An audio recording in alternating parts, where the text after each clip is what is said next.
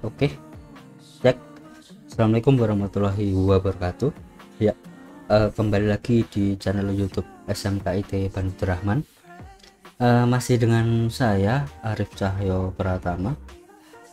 Kali ini kita akan melanjutkan video tentang mikrotik, yaitu mendemonstrasikan setting mikrotik untuk soal atau praktek ujian praktek di kelas 12 untuk jurusan Teknik Komputer dan Jaringan di SMKIT Bani Abdurrahman ya. Kemarin kita sudah di soal 2 unit 2 ya, mengenai VLAN. Sekarang kita masuk ke soal 3 unit 1 ya. Di sini kita akan mengkonfigurasi routing pada perangkat jaringan dalam satu jaringan AS atau autonomous system gitu. Nah, ini topologinya, tapi di sini kita akan menerapkan yaitu yang namanya, ini dia di soal ada nomor 3, perlu teman-teman garis bawahi di bagian routing dinamis OSPF. Kita akan menerapkan itu di topologi kita. Nah, kenapa kita akan menerapkan itu? Agar segmen IP ini dan ini itu bisa saling berkomunikasi, bertukar data dan seterusnya itu. Dikarenakan IP ini dan ini kan berbeda ya. Ini 2.1, ini 3.1. Walaupun sebenarnya ini masih satu segmen, tapi perlu ada routing agar mereka bisa berkomunikasi. Oke, sebelum itu apa sih OSPF itu? Sebenarnya OSPF itu udah banyak digunakan di luar sana, apalagi di para teknisi yang memanajemen jaringan di sebuah perusahaan atau sekolah atau kampus yang sudah besar dan udah lama gitu ya. Itu udah sering dipakai. Mungkin kalau di ranah pelajar di teman-teman mungkin OSPF ini jarang terlalu terdengar ya. Tapi sebenarnya OSPF ini sangat penting untuk memanajemen router jika router itu sangat banyak gitu ya. Seperti ya, mohon maaf.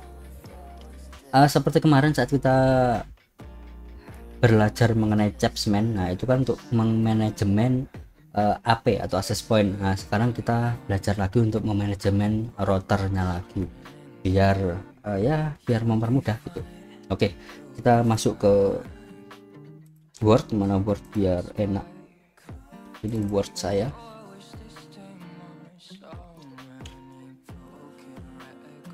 Oke, OSPF.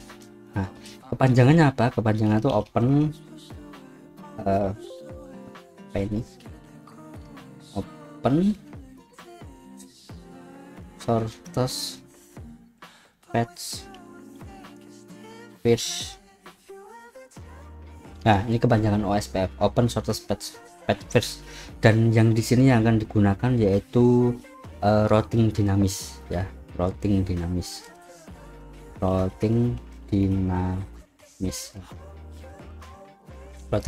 ya. Apa itu routing?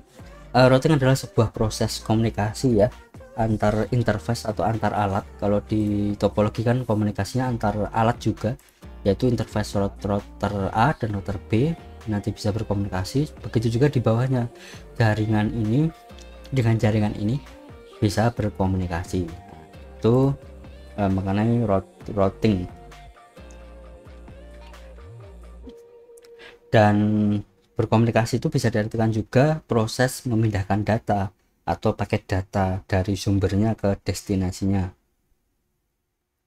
Dan proses routing bisa terjadi untuk berbagai jenis jaringan, umumnya pada internet dan telepon. Nah, yang dimaksud tadi berbagi data atau mengirim data itu jika kita kembali ke topologi, ini kan di sini ada router dan ada komputer dan ada internet ya.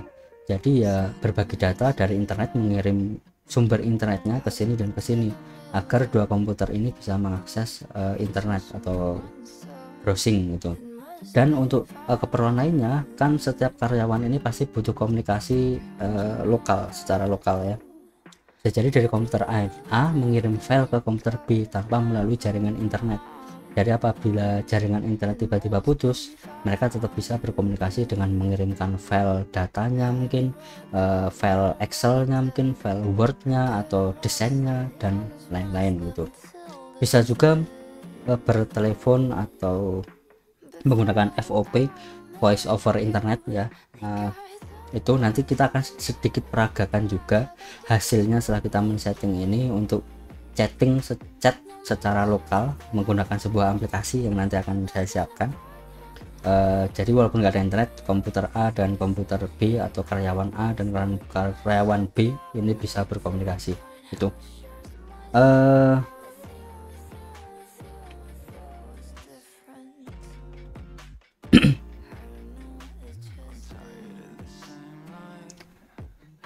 Jadi kenapa kita menggunakan OSPF di sini? Salah satu keunggulan OSPF ya, yaitu bisa membantu admin jaringan, terutama menghandle jaringan skala sedang sampai dengan enterprise atau besar.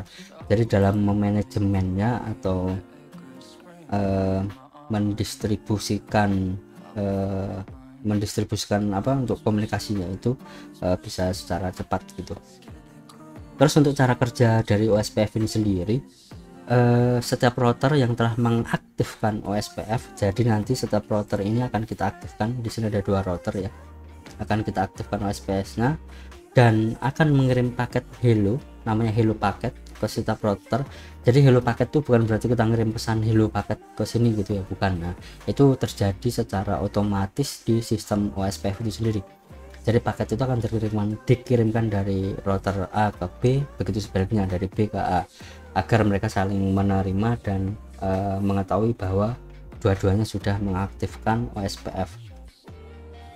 Jadi hello paket ini nanti digunakan untuk mengetahui router-router lain yang masih dalam satu sistem OSPF atau dalam OSPF itu diberikan nama neighbor. Nah, neighbor itu artinya satu router ini bisa mendeteksi tetangganya yang terkoneksi dengan kabel-kabelnya dengan Ether 2 kalau di sini ya. Itu cara kerjanya. Jadi jika nanti 2 router ini sudah mengaktifkan OSPF, terus kemudian hari kita mau nambah router lagi sini, kita konekkan, terus routernya ini kita aktifkan OSPF-nya, nanti otomatis 2 router ini akan mendeteksi bahwa ada anggota OSPF yang baru. Nah, itu langsung dikenalkan secara otomatis. Makanya di OSPF kali ini kita menggunakan yang routing dinamis. Nah, jadi kita nggak perlu lagi men-setting routingnya di masing-masing router itu.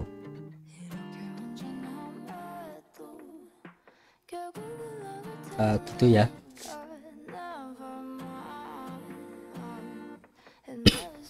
Oke, kita sekarang masuk ke prakteknya. Akan saya demokan mengenai cara settingnya. Seperti biasa, ini topologinya, tapi dalam proses settingnya untuk saat ini saya hanya terkonek di Ether 3. Untuk Ether 2 nya belum saya konekkan ke jaringan B. Jadi sekarang kita men-setting untuk router atau apa, untuk setting router A nya dulu atau jaringan A nya terlebih dahulu. Yang ini dicabut dulu, ini connect ke komputer kita, ini tetap juga connect. Oke. Jika sudah seperti itu, kita masuk ke Winbox. Oke. Nah, ini IP-nya 0000, jadi tandanya sudah saya reset ya. Di dalamnya bersih. Ini kebuka semua, kita closing dulu. Oke. Karena ini semua sudah bersih, sudah selanjutnya kita lakukan basic konfigurasi seperti biasanya. Kita ke sistem pack identity ya, kita kasih nama router 1, terus nama kita biar enggak salah nanti, play. Oke. Selanjutnya kita ke password.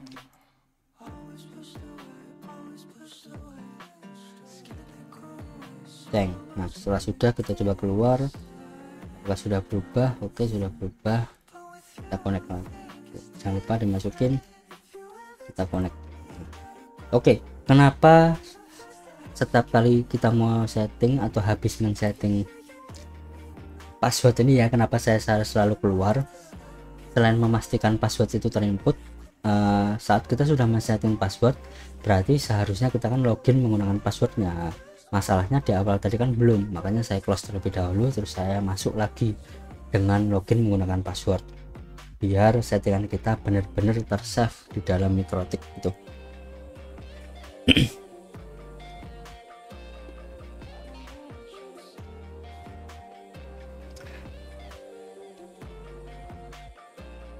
Oke, selanjutnya kita men-setting untuk internetnya, yaitu DHCP client.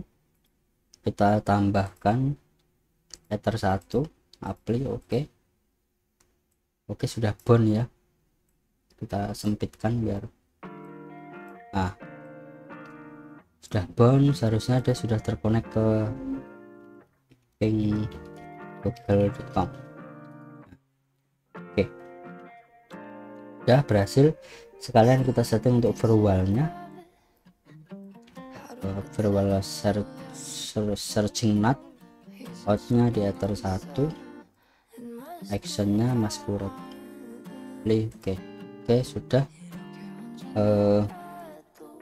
Setelah kita config dasar ini, selanjutnya kita mengecek di DNS.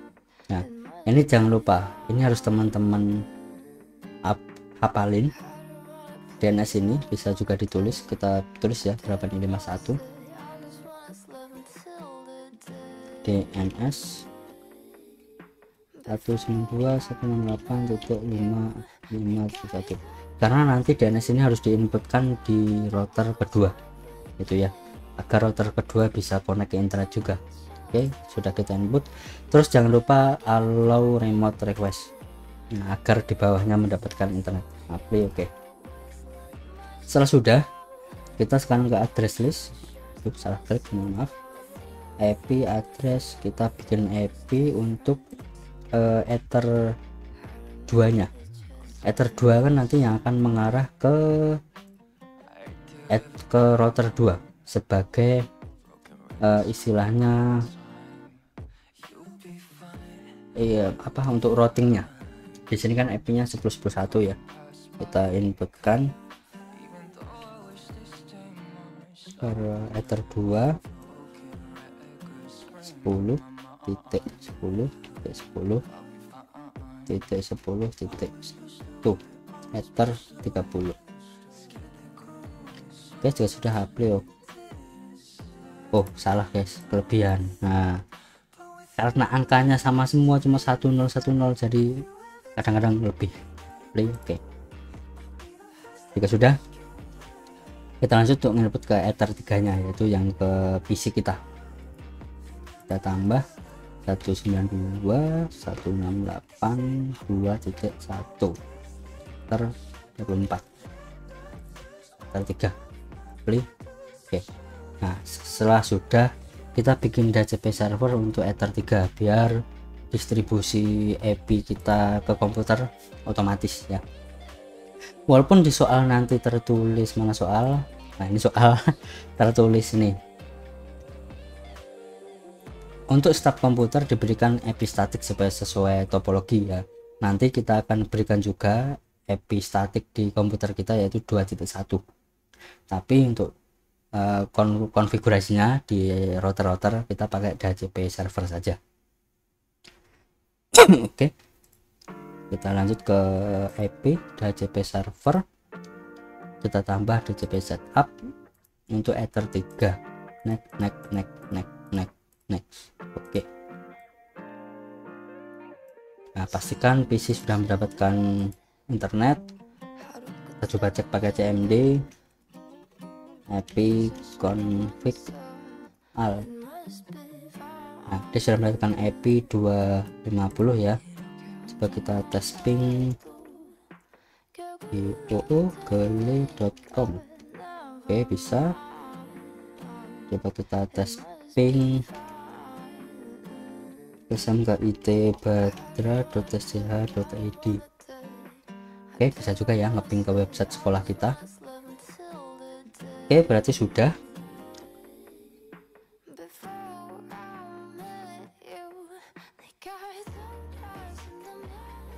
Ya, selanjutnya setelah basic config ini semua selesai, komputer kita udah mendapatkan internet, kita mengaktifkan OSPF sekarang, yaitu di routing ini, menu ini routing, selanjutnya pilih OSPF.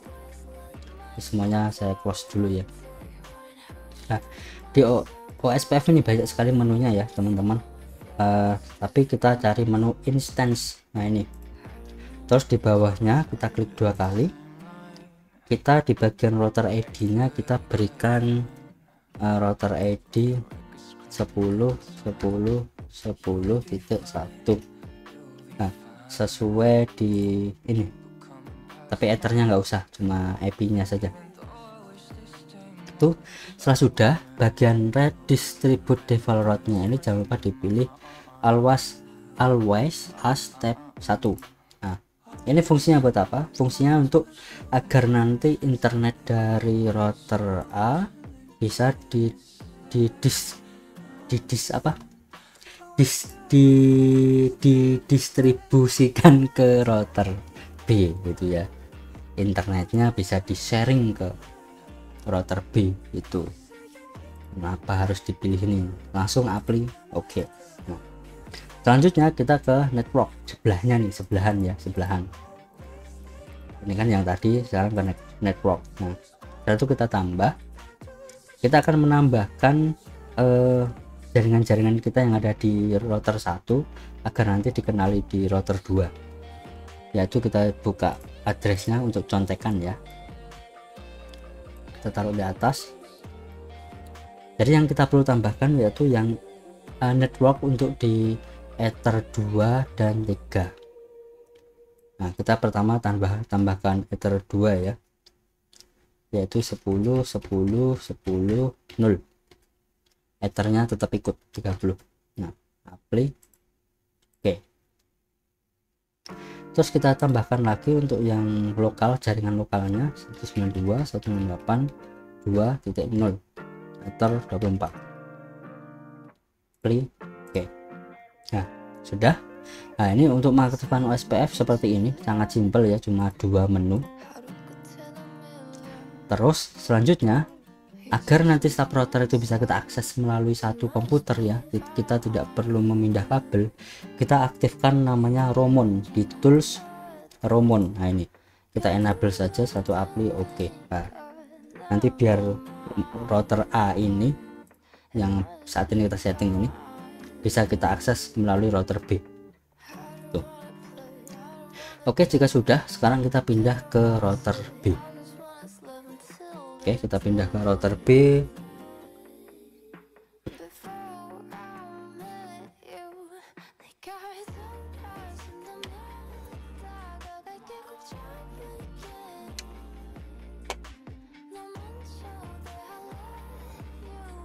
Oke, kita pindah ke router B ya. Jadi kalau saat saya praktek ini kan cuma pakai satu komputer ya, jadi perlu pindah-pindah komputer. Kalau nanti kan teman-teman saat di lab itu menggunakan 2 komputer, jadi nggak perlu dipindah-pindah. Ini biarlah tercolok di sini dan komputer selanjutnya di sini. Jadi nanti teman-teman langsung bisa pindah komputer, buka Winbox-nya ini, baru di setting, itu bisa. Itu, oke. Ini sudah saya reset, berarti kita langsung connect.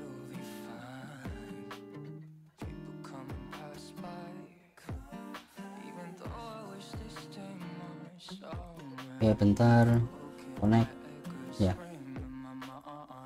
Seperti biasa kita setting untuk basicnya, yaitu sistem identity, mana identity ya, kita kasih nama router 2 Arif CP ini, oke. Jangan lupa passwordnya juga, password sistem password admin.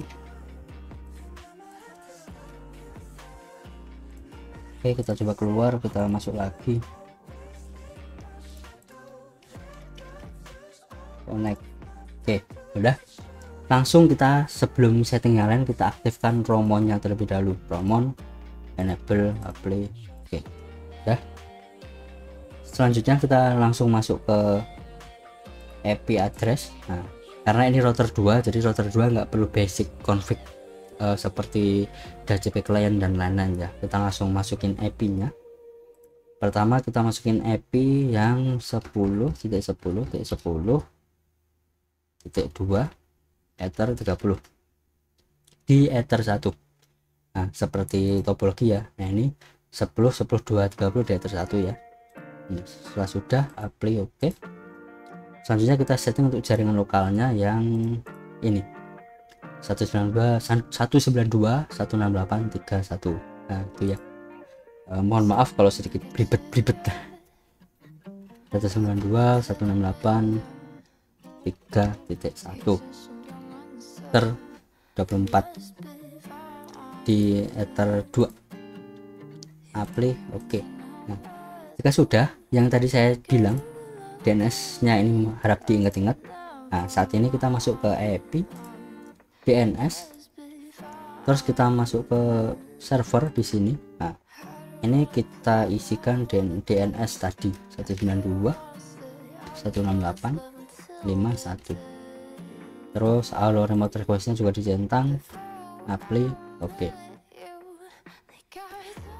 Terus biar nanti si komputer B ini atau karyawan B ini mendapatkan IP secara otomatis, kita bikin DHCP servernya di Ether 2 ya. Walaupun nanti PC ini juga kita setting secara statik tuh. Kita ke IP DHCP server, DHCP setup Ether 2, next. Oke. Nah ini sudah.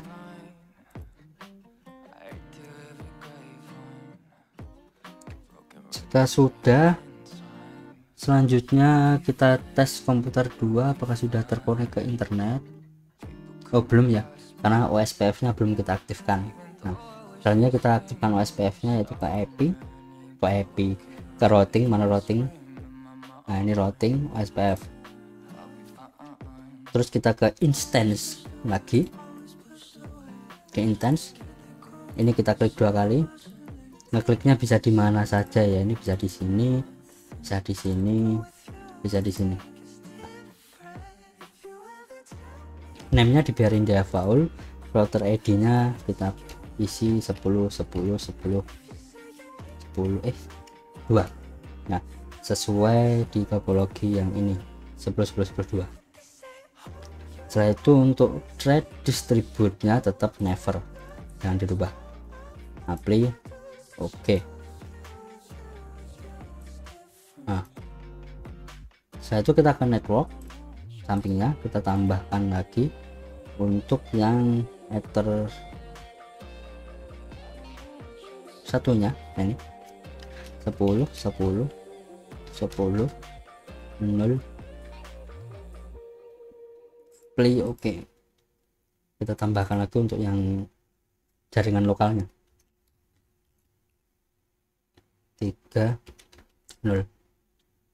Oh ethernya tadi sepertinya kelupaan ya. Oh iya ethernya kelupaan, maaf, kita isi lagi 40.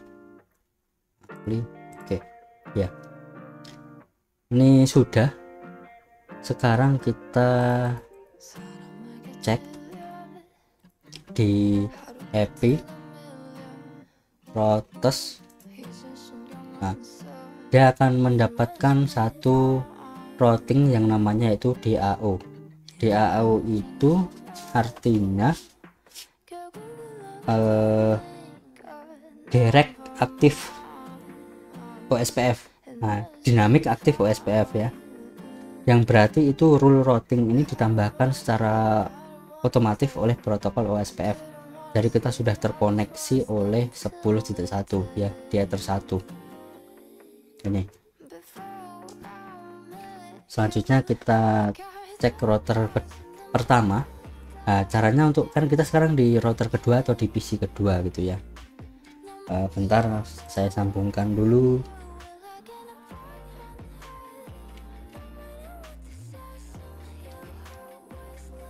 Nah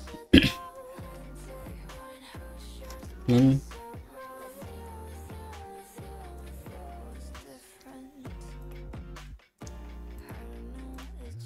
oke, ini sekarang di router 1. kita coba cek juga ini ya router 1 ya, di IP routes ini routes. Nah di routes akan muncul juga flag DAO untuk yang ke Ether 2 nya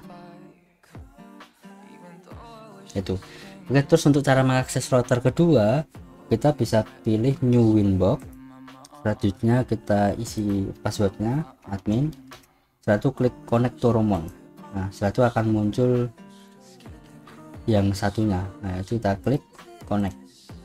Nah ini kita sudah connect ke router 2, kita kecilkan dulu biar enak.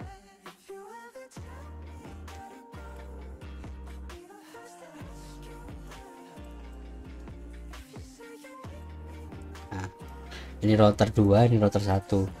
Kita cek di IP routes, kita cek di IP routes ya. Di sini ada 2 DAO, ini yang 192.168.2 itu dari sini, dari IP address. Nah biar enak ya, dari sini ini. Terus yang ini kan 192.168.3 ini dari sini IP. Nah ini jadi dia sudah saling bertukar data gitu ya. Terus untuk cara pembuktiannya bagaimana? Kan kita di sini menggunakan 2 komputer ya. Jadi komputer saya yang pertama ini terkonek di ini router 1, dan saya pakai laptop di sini untuk di router 2 yang ini. Jadi kalau kita bisa lihat di bagian interface, nah Ether 2 nya akan ada indikasi R, yaitu maksudnya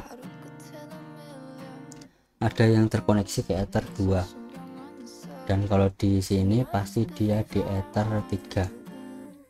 Kita coba cek interface. Nah Ether 3 nya R, yaitu maksudnya ada yang connect gitu.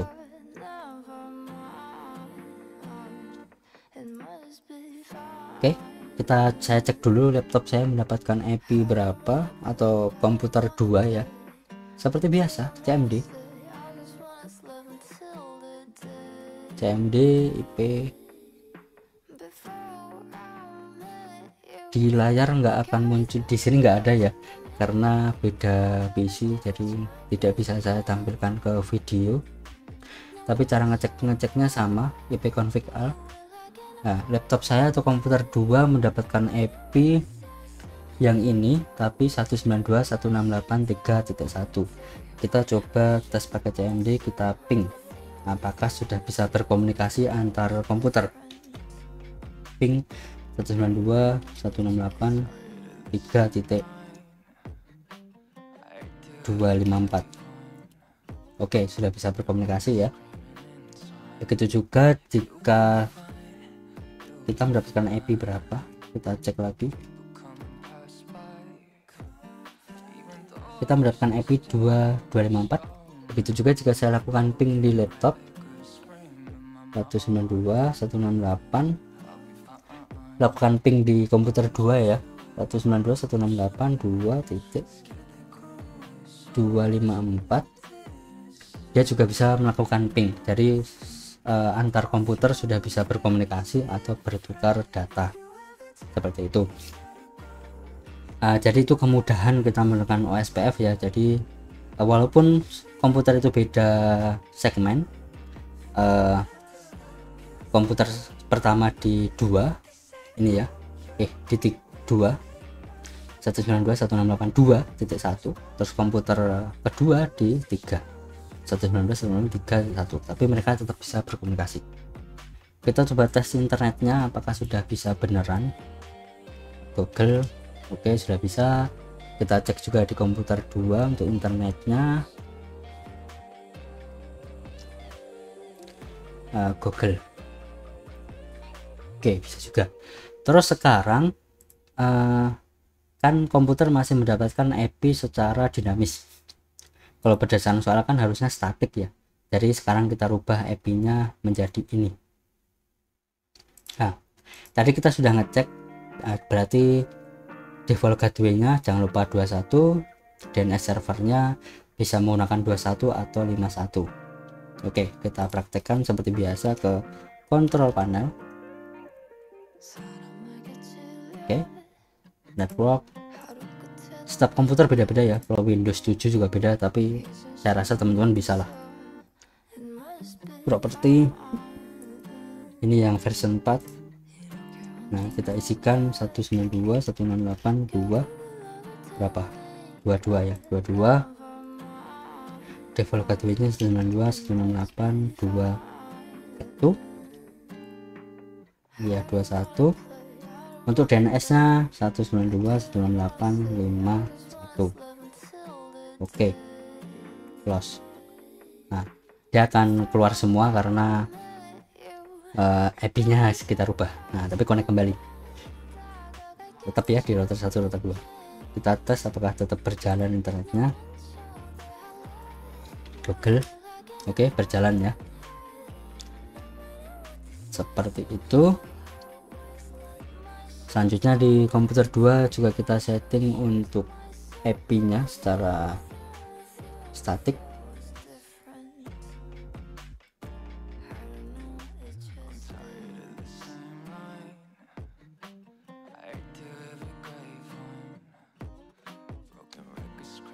Oke, bentar.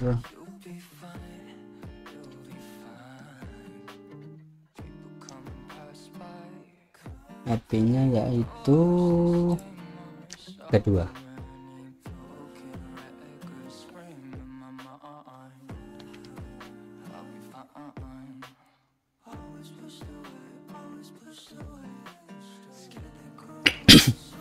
Untuk DNS-nya pun satu sama, 51.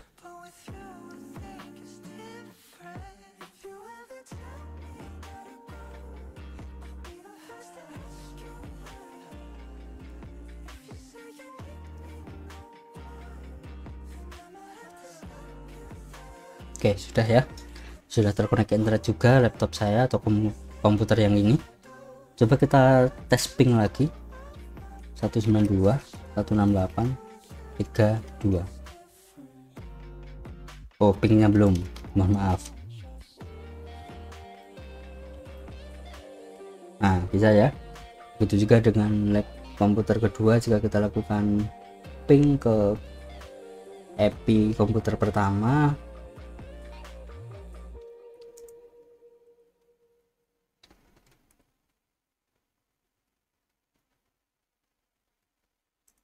nah bisa juga ya. Oke, jadi seperti itu, kita sudah berhasil men-setting topologi ini menggunakan OSPF. Terus fungsinya apalagi kalau yang sudah saya jelaskan tadi ya.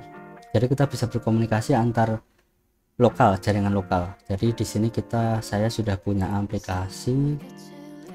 Ini sebenarnya sudah selesai ya teman-teman. Nah, jadi settingannya seperti ini. Jadi harusnya di router 1 itu DAO nya ada 1, terus di router 2 DAO nya ada 2. Nah, ini ya, itu. Jadi seperti itu. Semoga bisa dipahami. Terus karena sudah selesai, saya pengen ngasih lihat sebuah aplikasi yang berguna untuk di jaringan lokal, yaitu namanya ini Rel Pop-up. Nah, ini sudah belum terkoneksi ya, jadi kita harus men-setting terlebih dahulu di bagian network. Nah, ini sudah, ini seharusnya sudah, tapi kita buka aplikasi yang komputer kedua.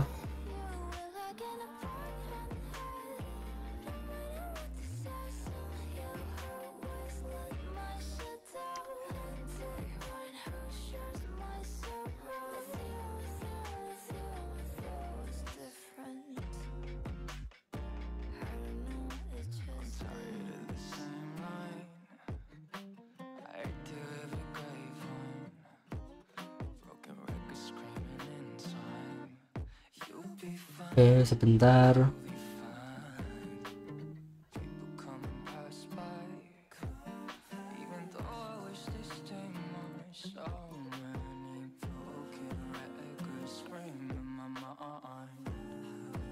IP-nya sudah benar ya.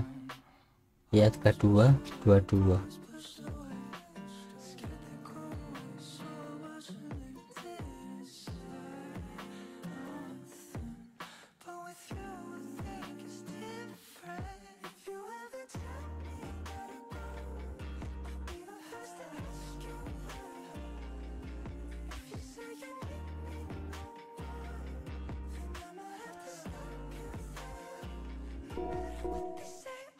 Oke ya, ini sudah hijau semua, berarti sudah berkomunikasi. Nah, ini ada pesan masuk halo. Jadi kalau saya kirim pesan halo juga, dia akan terkirim juga di laptop. Terus saya dari komputer 2 saya kirim pesan juga, dia akan masuk. Nah, ini pesannya. Jadi seperti itu. Terus dia ada fungsi calling, ada apa dan seterusnya. Tapi kan sekarang posisi ada internet nih ya, posisi ada internet ya, Google, atau kita coba mana mikrotik. Ini kita ke new terminal, ping google.com. Nah, ini kan posisi internet masih jalan. Terus kita coba lihat, kita cabut kabel internetnya di ether 1 router 1. Nah, dia sudah tidak ada internet, putus ya, no route to host. Oke. Tapi apakah mereka masih bisa berkirim pesan aplikasi ini? Kita tes lagi.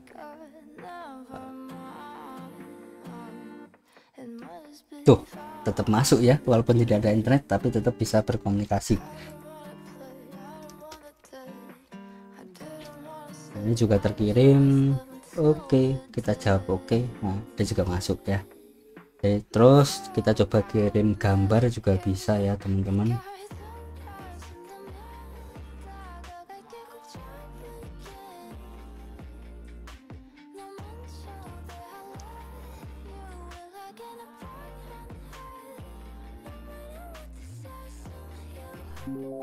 Nah, ini gambarnya sudah terkirim. Jadi seperti itu. Fungsi OSPF ini lebih dari itu, banyak banget yang bisa kita manfaatkan dari OSPF ini. Salah satunya barusan yang baru saya demokan, yaitu kita bisa berkomunikasi secara lokal di jaringan lokal untuk mengirim file, untuk chatting dan seterusnya. Terus kenapa OSPF ini sangat penting? Jadi jika kita membayangkan lagi di keadaan aslinya ya, ini di gedung A, ini di gedung B, jaraknya 200 meter kah, 100 meter. Terus si karyawan B dan karyawan A pengen minta file di karyawan A, si karyawan B pengen minta file di karyawan A, tapi kondisi internetnya putus. Kalau lewat WA intinya lagi nggak ada internet lah, mungkin ISP nya lagi bermasalah atau IndiHome nya lagi bermasalah gitu kan.